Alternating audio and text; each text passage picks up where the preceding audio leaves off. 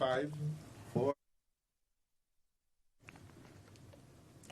Good morning and welcome to Read Across Jamaica Day 2026.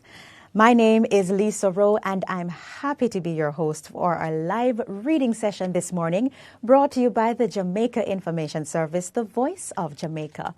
We are truly pleased that you could join us. Welcome to the parents and teachers who are with us online, and a very special welcome to our boys and girls tuned in on the JIS Facebook page and on our YouTube channel. As you come on, we'd like to hear in the comments, tell us where you're coming from, where you're watching from, and the name of your school. We always enjoy seeing the many different communities across Jamaica joining in. This morning, you are in for a treat. You will be hearing wonderful stories read by Mrs. Andreen Davidson, Director of Research, Print and Production at the JIS, Ms. Tesmonica Beckford, Regional Literacy Coordinator at the Ministry of Education, Youth, Skills and Information from Region 6, and Mrs. Tasania Gabidon. She is an Assistant Audiovisual Librarian here at the agency, and my very own colleague, Mr. Jeremy Lee Nelson, Public Relations Officer at the JIS. We're talking about reading, and we're going to read. Reading feeds the mind in much the same way that good food nourishes the body. It helps you grow, think clearly, and stay strong. Reading strengthens how we think, helps us to express ourselves more clearly, and opens up our mind to new ideas and possibilities.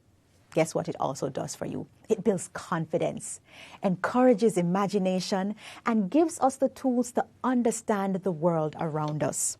Read Across Jamaica Day is celebrated during Education Week and was designed to promote reading and literacy across the island. Over the years, it has helped many young Jamaicans develop a real appreciation for books and storytelling. I, for one, love the storytelling part of it. Now, this year, the theme is Literacy Resilience, Foundation of Nation Building. Today, we will enjoy short stories from a different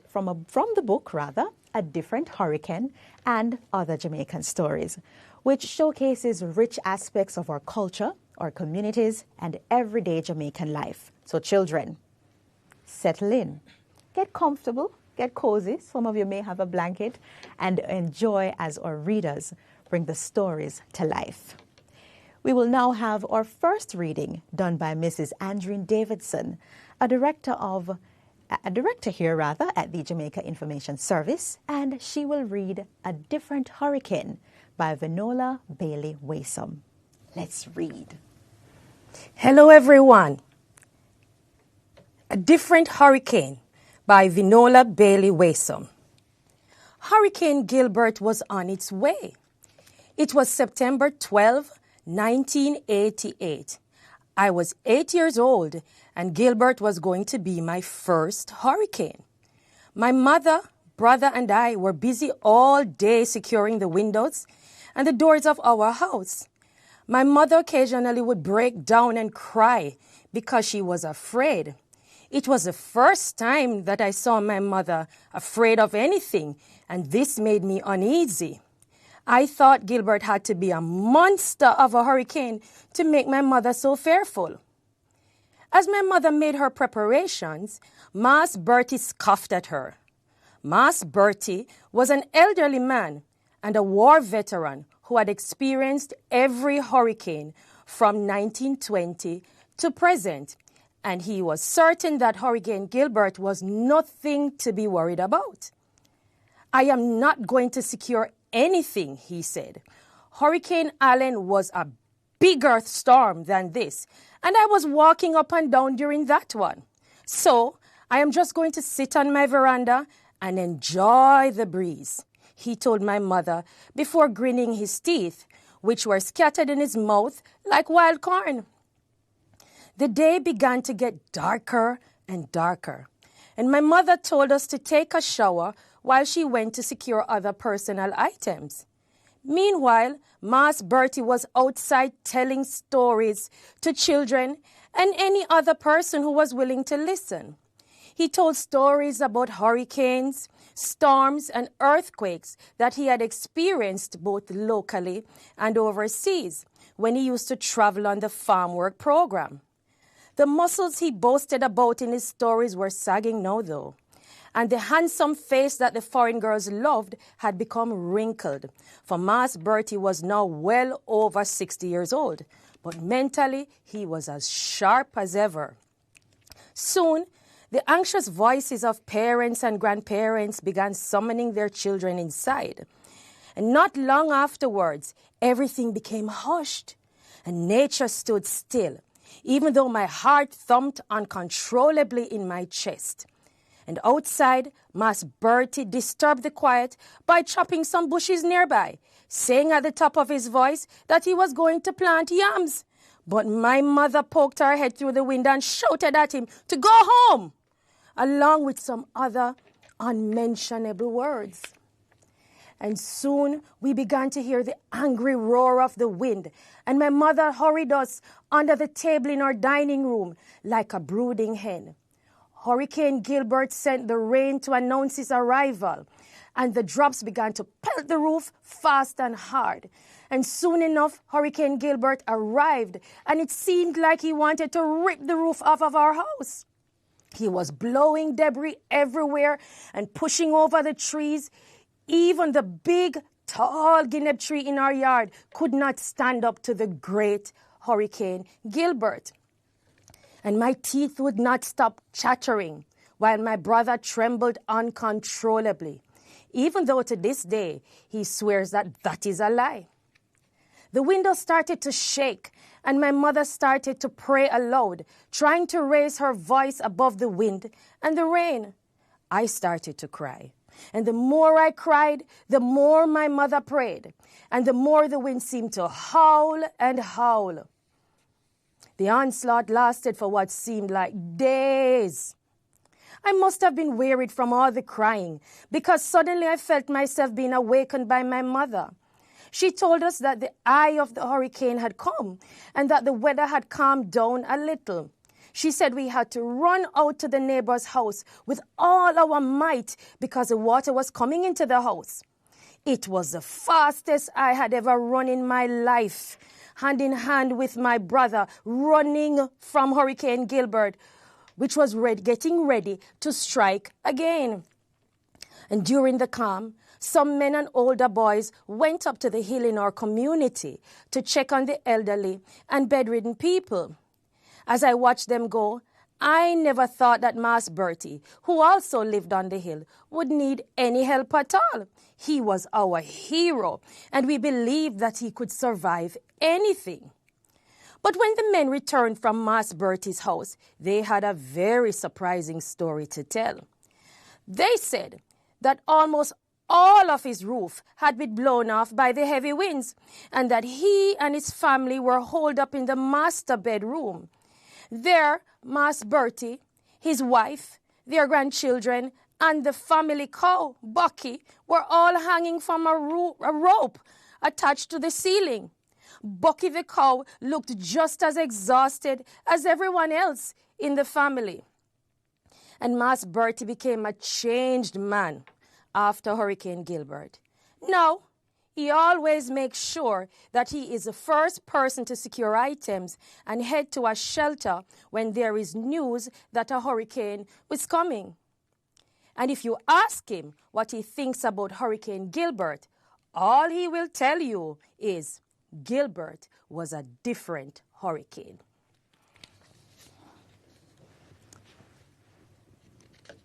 Wow, what an interesting story. Thank you, Mrs. Davidson. That story reminds us that even in moments of uncertainty, there is often a strong sense of togetherness that comes through. Families looking out for each other, neighbors checking in, and people finding ways to make the best of a bad situation. I want you to tell us in the comments just exactly what you remember most about those times. and what stayed with you? While you share your memories, let's check in and see where our viewers are joining in from. All right, so we have persons from Nagohead Primary. Good to see you, boys and girls. And let me see if we have some comments coming in. As usual, our usual supporters from Mineral Heights Primary, always tuned in. We appreciate you. Checking to see if we have comments about what stood out most to you about that story. Villa Road Primary is checking in. There we go. We have Villa Road Primary, and Richard says, this reminds me of Melissa, Hurricane Melissa. It was so scary in Manchester. My favorite apple tree fell down and part of my neighbor's roof came off. Yes, it was quite a harrowing experience, but we are rebuilding and we're coming back stronger together. So as we prepare to read our second story for the morning, if you're just joining us, welcome to a live reading session for Read Across Jamaica here at the Jamaica Information Service, the Voice of Jamaica. We want to welcome all the folks who are joining us from all over the country, folks in Manchester, Clarendon, St. Elizabeth, Westmoreland, Hanover. We see the comments and we see the enthusiasm and the excitement about the stories. Boys and girls are huddled around either a tablet or a television screen, and they are enjoying the morning so far. And let's check in again for some comments. Someone asked, why is Mas Bertie's cow on the roof? It's a very interesting question. Probably we should go up there and ask Mas Bertie's cow how we ended up on the roof. All right. So we will continue with our reading. And I just want to remind folks, or more like I have a surprise for you. We have a little quiz. We have a little quiz for you, and it's nothing too difficult. It is nothing too difficult, so no need to be worried. The question is, when did Hurricane Gilbert hit Jamaica? We're looking for someone to share the correct day, month, and year. Here's a hint. The answer was said at the very beginning of the story you just heard. And the best part is, we may have a surprise for you for the first child to respond with the answer. So stay tuned and stay to the end to find out if you're our very lucky winner. Let us go to the next story for this morning. It is titled Goldilocks, Jamaica by Patricia E. Cuff. I know of Goldilocks, but there's a Jamaican version. It will be read by Ms. Tesmonica Beckford, Regional Literacy Coordinator in the Ministry of Education, Skills, Youth and Information from Region 6. Welcome, Ms. Beckford. Please take us through the story. Goldilocks, Jamaica by Patricia E. Cuff. Once upon a time, not too long ago, there was a little girl called Goldilocks.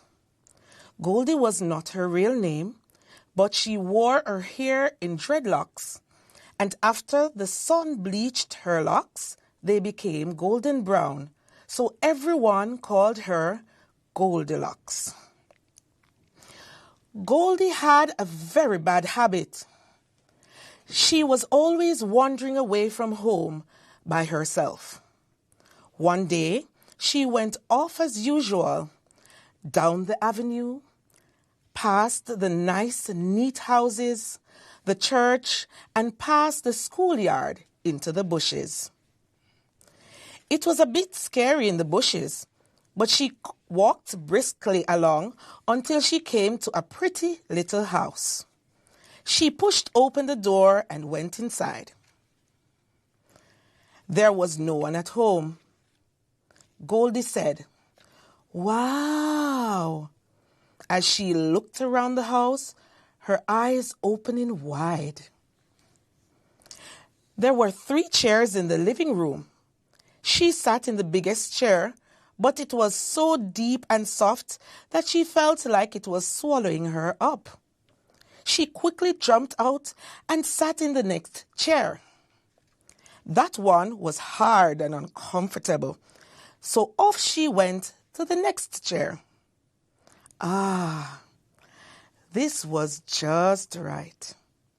She leaned back and began to get comfortable when radam, the chair broke into pieces, spilling her onto the floor. "Cho," she said. That was no fun. She walked into the dining room, and there on the table were 3 bowls of cornmeal porridge. There were big bowl, a medium-sized bowl, and a little one. The porridge smelled delicious, so she stuck a spoon into the big bowl and tasted it. "Why," Goldie squealed. The porridge was much too hot. She spat it onto the floor. She tasted the porridge in the medium-sized one next. "Ugh," she said as she spat it onto the table. It was too cold. The porridge in the little bowl was delicious. It was well cooked with coconut milk, nutmeg, cinnamon, and sugar. It was the nicest porridge ever. She ate it all up and scraped every tiny bit from the bowl. "Let's see what else we can find," she said. So she went into the kitchen and started looking around, peeping into pots and cupboards and drawers. Soon, the rice was in the flour, salt in the sugar, and molasses all over the floor. She got out of the kitchen, leaving a sticky trail of molasses footprints and dirty fingerprints on everything. Upstairs, she found 3 beds made up with clean white sheets and soft, fluffy pillows. There was a big bed, a medium-sized bed, and a little bed. She jumped on the big bed first and bounced until she was dizzy. Then she went to the medium-sized bed and turned somersaults and rolled from corner to corner. She was so tired from all the fun, she crept into the little bed in the corner, snuggled down, and fell asleep. Soon, the bears who owned the house returned from their stroll in the bushes. Papa Bear led the way. He saw the open door and started sniffing around. "Somebody's in this house. I can smell them." Mama Bear and Baby Bear followed him into the house. What a sight met their eyes. Total disaster. Baby Bear started crying. "Somebody mash up my chair," he said, pointing to the broken pieces. "Oh, Lord," said Mama Bear. "Somebody eat out the porridge them, and look how they mess up the table." "Them eat off all of my porridge," wailed Baby Bear. "Poopa Jesus, look pon me kitchen," cried Mama Bear. "The rice in the flour and the salt and sugar and the molasses all over the floor." Papa Bear was snarling with vexation. His nose started to twitch, and then he said, "I can smell them upstairs. Just wait till I hold them," he said before hurrying up the stairs. But he was speechless when he saw the molasses footprints, sticky fingerprints, and salt and sugar all over the sheets. The pillows were on the floor, and the walls were stained with more molasses marks. As the bears stood in the doorway, snorting and snarling, Goldie woke up and saw them. She was trapped. Baby Bear took out his cell phone and dialed Kingfish 811, Police 119, and Crime Stop 311 all at the same time, trying to get help. Goldie was in big trouble. The bears were very, very angry, and she couldn't go past them. She quickly threw open the sash window and jumped. She landed right into the arms of the police. She was taken to the Frog City Police Station and was charged with housebreaking and larceny, malicious destruction of property, vagrancy, truancy, trying to resist arrest, and violating various other anti-litter laws. Goldie's parents were also brought in for psychiatric evaluation in order to determine if she came from a troubled living environment. There was such a commotion in the station yard as the media tried to interview Goldie's school principal. Goldie attended a very prominent high school in Kingston. Her Sunday school teacher, a random member of the public, Goldie's friends set up a free Goldie vigil, and in the corner of the station is where they did that. Justice Seekers Incorporated gathered before the police station and protested the detention of a minor in an adult correctional institution, while animal rights group waved placards and demonstrated against the invasion of the Bears' house, shouting the slogan, "Bears have rights too." The police community relations group recommended mediation since Goldie was a minor and had no previous convictions. As word spread, the crowd grew larger and larger. As a matter of fact, if you hurry and go down to the Frog City Police Station, you might still find them there. When you get there, you can pick your side of the story. But as for me, Jack Mandora, me no choose none. Thank you, Miss Beckford. Now that was a story with a bit of mischief in it. Goldie certainly made herself comfortable, perhaps a little bit too comfortable. But can I tell you my favorite line in the entire story was Radam? Let's check in with the chat and see what the comments are saying. So Richard says, I cannot believe Goldie went in people's house. My mother would be upset. And another person is commenting, telling us where they are listening to us from. So let me shout out the primary schools. So there is Winchester Primary. Good morning to you, Winchester. Good morning to all the boys and girls who are tuned in. And there is also, I saw Hampton Primary and Newton Primary, grade 5 students. Good morning, grade 5 students. I know your Pepsters. All the very best to you. Now, do you remember the quiz from earlier? I'm seeing some responses in the chat, but you still have time to send yours in. Let me remind you of the question. When did Hurricane Gilbert hit Jamaica? We will reveal the winner at the end. So let us go to the next story for this morning. It is Talawa and her son named Lightning by Zara Henry.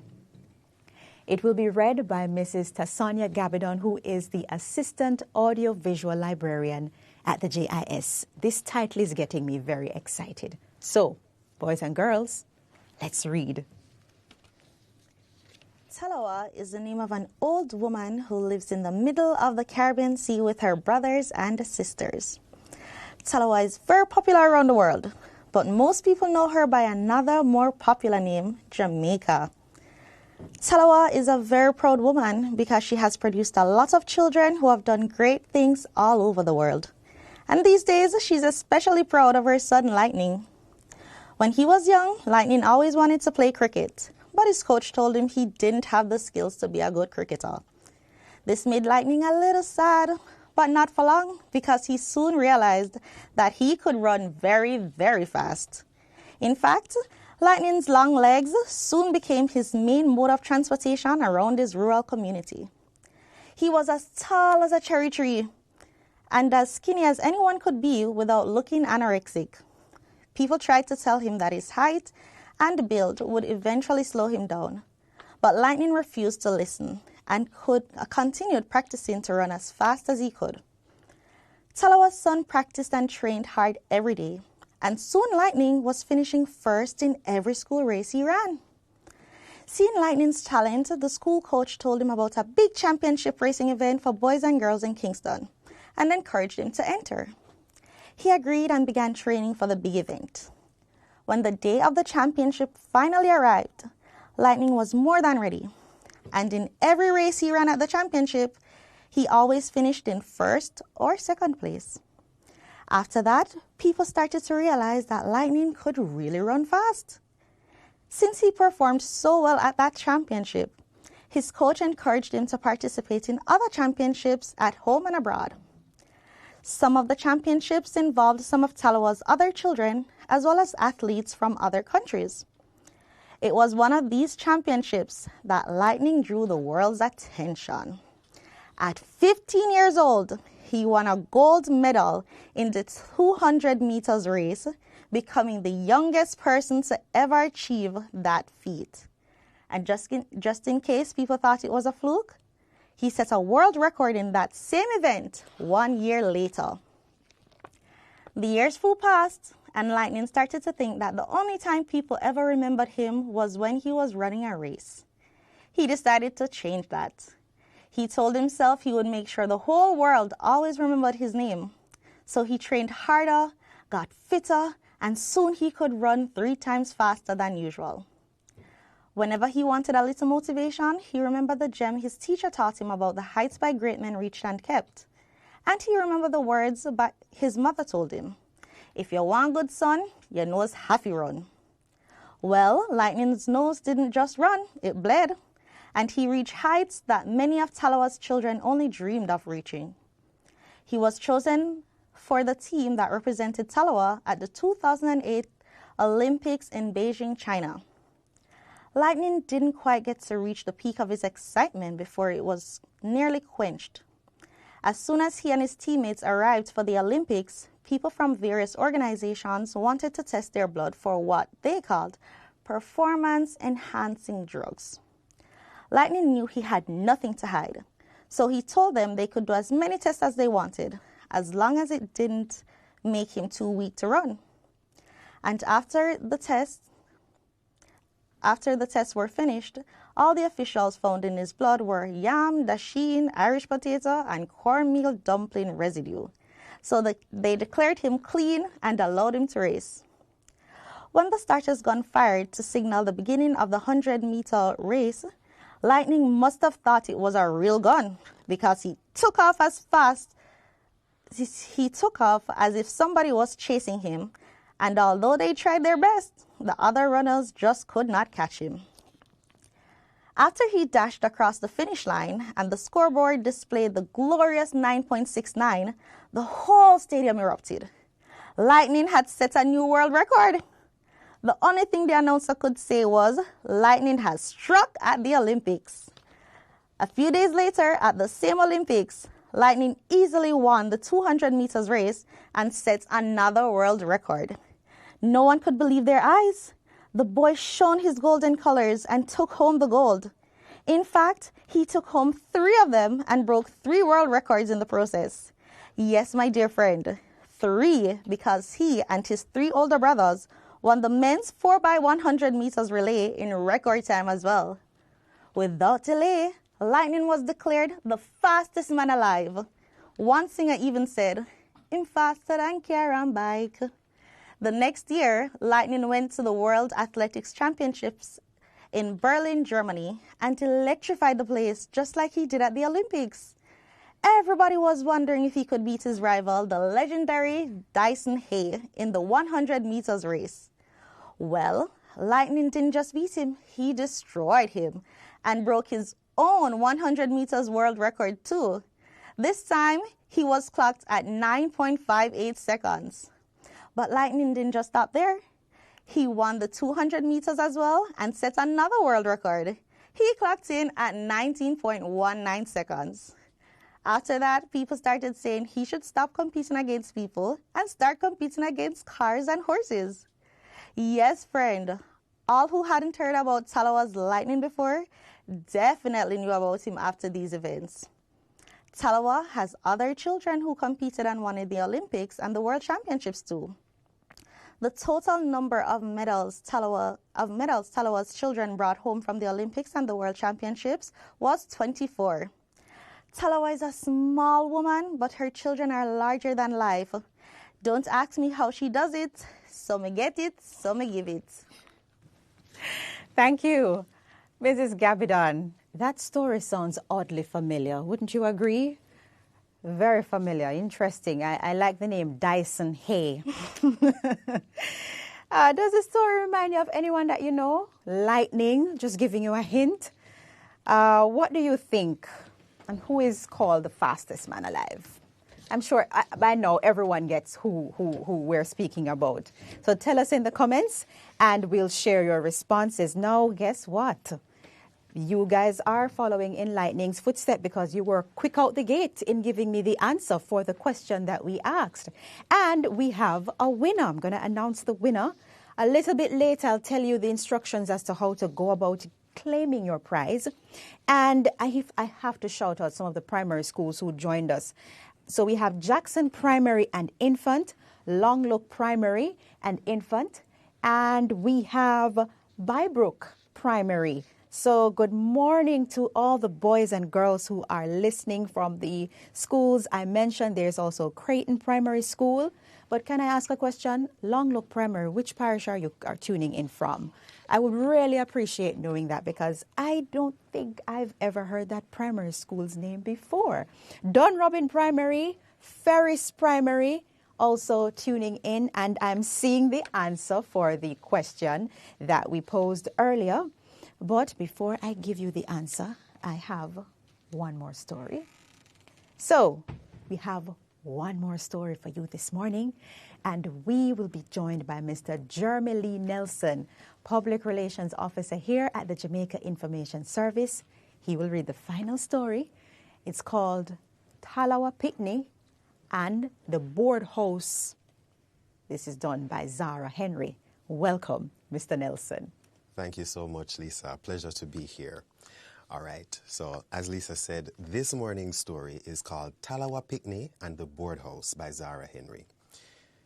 Last week, I heard some people saying that living in a board house is no bed of roses. Since I don't live in a board house, I decided to find out if what they said was true by asking some of Talawa's children who live in board houses about their experiences. Most of the people I spoke to said that they were okay with their board houses, but there were always a few problems to deal with. By far, the biggest one was that the houses seemed to invite almost everything to come inside. Rats, roaches, rain, termites, you name it. One of Talawa's daughters, who lives in a board house, told me that as she watched TV at home one night, 2 rats ran into her house and started playing twee, twee, twee in her room. Her husband chased them away with a broom, but 2 other rats that had snuck into the house afterwards avenged the exile of their friends by chewing away half of the television cord. Another one of Talawa's daughters told me that she was laying down on her bed in her board house one evening when she heard the sound of a pot cover rumbling and banging in the kitchen.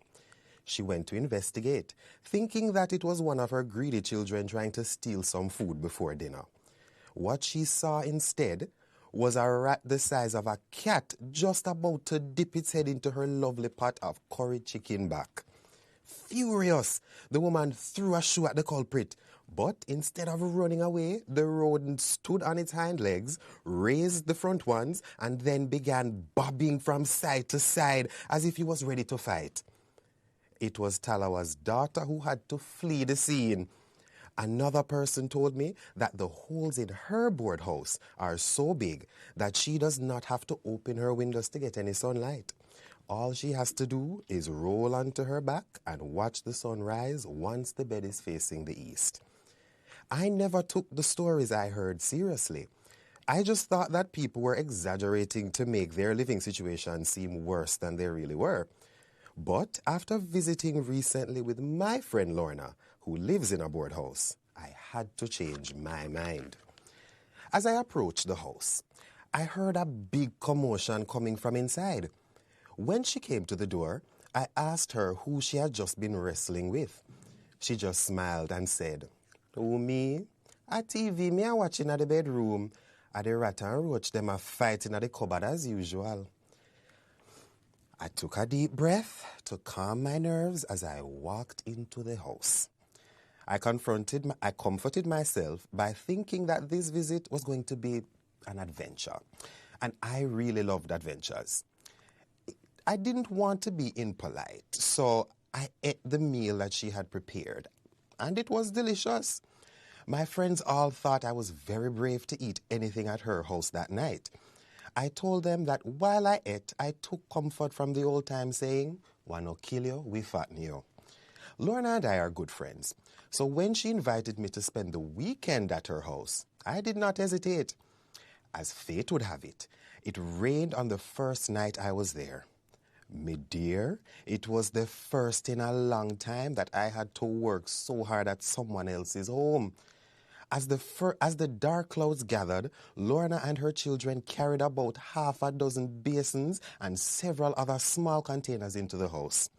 The rain came down in one big gush, and it was truly a sight to see us all scrambling to set up containers in the various areas of the room.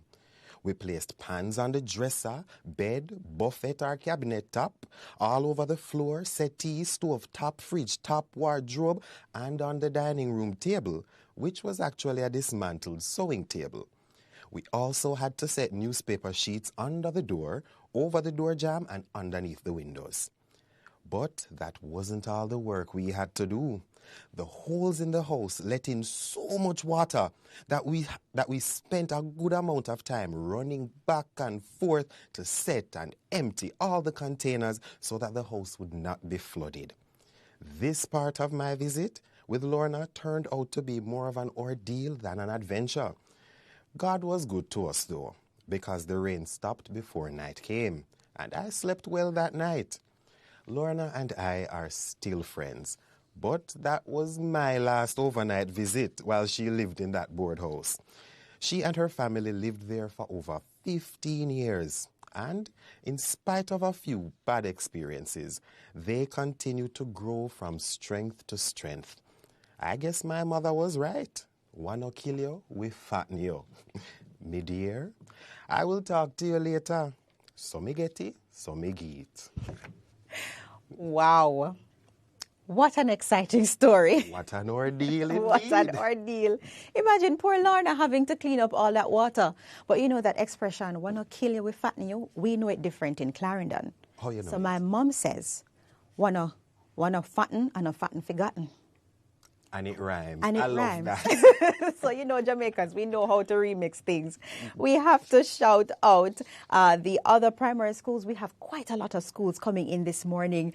Irishtown District, Gordontown, good morning to you. Boscobel Primary, lovely. St. Anne's Bay Primary. Okay, so we do have a lot of, Long Look. Remember I had asked earlier, Long Look Primary School. It is situated in my parish, in the parish of Clarendon. I've never heard of Long Look before, so I learned something this morning. And there's Lit Primary School in Hanover, and I mentioned Bybrook before, there in Portland. Spring Gardens Primary and Infant, and the grade 3 class, grade 3N class, watching from Thompsontown Primary. Good morning to you. I enjoyed all the stories this morning. Now, for the moment we've all been waiting for, can I get an imaginary drum roll, please? We will announce the winner of our quiz, who will receive a goodie bag, a beautiful goodie bag of GIS items, which, can I tell you, are absolutely priceless. If your answer was September 12, 1988, then you are absolutely correct. But there can only be one winner, and that person is Olive Ricketts. So Olive Ricketts, you can go and check the comments on the way in which you'll be able to claim your prize.